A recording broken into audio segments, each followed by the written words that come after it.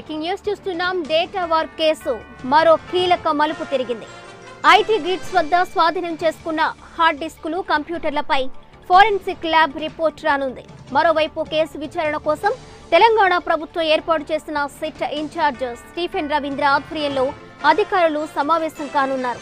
సమావేశానికి సిట్లోని 9 మంది అధికారులు హాజరు కానున్నారు. ఇప్పటికే పోలీసులు ఇచ్చిన నోటీసులపై అమెజాన్, గూగుల్ సంస్థలు వివరణ ఇవ్వనున్నాయి. ఐటీ గ్రిడ్స్ ఉద్యోగుల స్టేట్మెంట్ ను సిట్ అధికారులు రికార్డ్ చేయనున్నారు. మరోవైపు కేసులో కీలకంగా ఉన్న ఐటీ గ్రిడ్స్ ఎండీ అశోక్ కోసం పోలీసులు గాలిస్తున్నారు.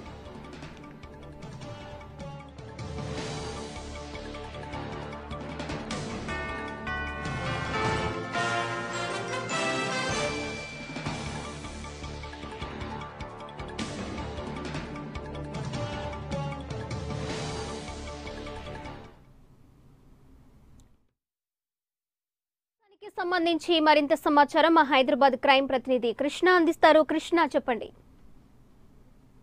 ఏదైతే ఈ ఐటీ గ్రిడ్ కంపెనీ వ్యవహారానికి సంబంధించి ప్రభుత్వం చాలా సీరియస్ గా వ్యవహరించింది. ఇందులో భాగంగానే ఇప్పటి వరకు ఇటు హైదరాబాద్ ఇటు హైదరాబాద్ లో విడివిడిగా కేసులు నమోదు కావడం, ఆ తర్వాత ఈ కేసు వ్యవహారానికి సంబంధించి ఏదైతే దర్యాప్తు సాగుతుందో వీటన్నింటినీ ఒకతాటిపైన చేసేందుకు ప్రభుత్వం నిర్ణయించింది. ఇందుకోసం నిన్న ఒక ప్రత్యేకమైన ఆదేశాలు జారీ చేస్తూ సిట్ బాధ్యతలు అప్పగించడం జరిగింది. ఇప్పటి వరకు ఏదైతే తెలంగాణలో వెస్ట్ జోన్ ఐజీగా వ్యవహరిస్తున్న స్టీఫెన్ రవీంద్రని సిట్ స్పెషల్ ఆఫీసర్ గా కేవలం ఐటీ గ్రిడ్ సంస్థకు సంబంధించిన దర్యాప్తు కోసం ఆయన సిట్ ఇన్ఛార్జ్ గా నియమించడం జరిగింది. అంతేకాకుండా ఆయనతో పాటు మరో 8 మంది అధికారులను కూడా ఈ దర్యాప్తులో భాగంగా నియమించడం జరిగింది. మరి కాసేపట్లో డీజీపీ కార్యాలయంలో ఏదైతే ఏర్పాటు చేసిన ప్రత్యేక సిట్ విభాగంలో ఈ మరి కాసేపట్లో భేటీ కానున్నారు.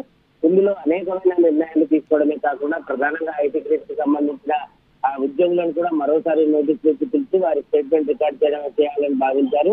ఇక ఎప్పుడైతే ప్రభుత్వం సిట్ అప్పగించిందో అటు హైదరాబాద్ పోలీసులు వారు సేకరించిన మొత్తం ఆధారాలన్నింటినీ కూడా ఈ సిట్ అధికారులకు అందజేసేందుకు కూడా సిద్ధమైనారు. ఇక ఎఫ్ఎస్ఎల్ వ్యవహారానికి సంబంధించి ఏదైతే సైబరాబాద్ పోలీసులు సీజ్ చేసిన 16 హార్డ్ డిస్క్లు, ల్యాప్టాప్ల, కంప్యూటర్ల వ్యవహారానికి సంబంధించిన ఆ డేటా వివరాలన్నింటినీ కూడా ఎఫ్ఎస్ఎల్ అధికారులు ఈరోజు సాయంత్రానికల్లా సిట్ అధికారులకు అందజేయనున్నారు. అంతేకాకుండా అమెజాన్, గూగుల్ లాంటి సంస్థలు కూడా ఈరోజు సాయంత్రానికల్లా తమ నివేదిక అందిస్తాయని గతంలో పేర్కొనడం జరిగింది.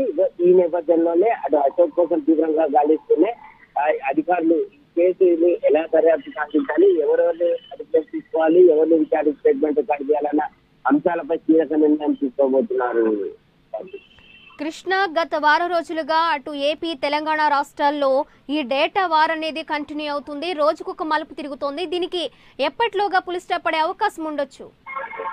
ఈ వ్యవహారానికి సంబంధించి వారం రోజులుగా అనేక అంశాలు, అనేక విషయాలు కూడా పరిగణలోకి తీసుకున్నప్పటికీ కూడా ఎఫ్ఎస్ఎల్ నివేదిక అందిన తర్వాత సిట్ అధికారులు చేసే దర్యాప్తు ప్రధానంగా అశోక్ పట్టుబడితే కానీ ఈ కేసు వ్యవహారానికి సంబంధించి ఇంకే పులి స్టాప్ పడే అవకాశాలు కూడా లేకపోలేదు. ఇందులో కొంతవరకు డేటా మిస్యూజ్ అయిందని, అలాగే కొంత డేటాను కూడా ఎరేజ్ చేయడం, మిగతా కొన్ని హార్డ్ డిస్క్లు అంటే ప్రధానంగా భావిస్తున్న హార్డ్ డిస్క్లు కూడా మాయం కావడం జరిగింది. కాబట్టి ఖచ్చితంగా అశోక్ వివరాలన్నీ తెలిసి ఉంటాయని పోలీసులు భావిస్తున్నారు. అశోక్ విచారణకు రావడానికి కూడా సరిగా సులభత చూపకపోవడంతో ఇప్పటికే అతని పైన లుకౌట్ నోటీసులు కూడా జారీ చేయడం జరిగింది.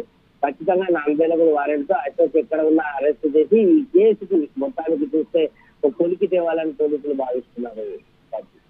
Right Krishna, thank you.